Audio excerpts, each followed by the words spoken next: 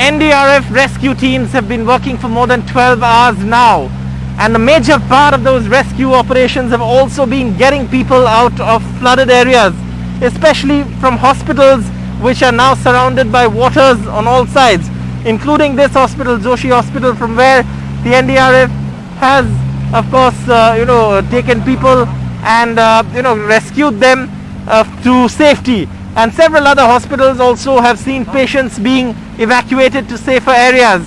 Low-lying areas of Chiplun resemble water bodies more than a town, and that's what's happening here as the NDRF teams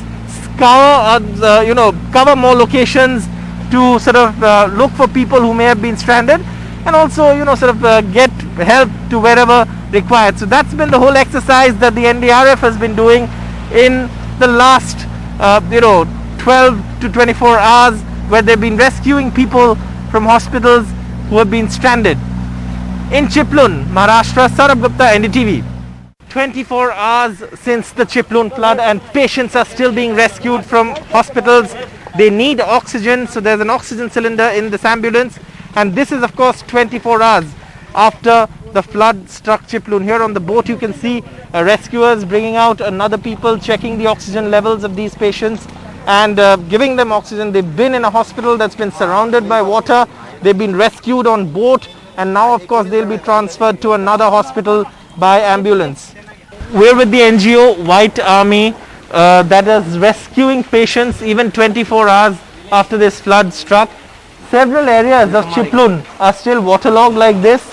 Hospitals are inaccessible, and therefore the only way to get to patients and rescue them properly is through a boat, because even the ground floor of the hospital is completely flooded.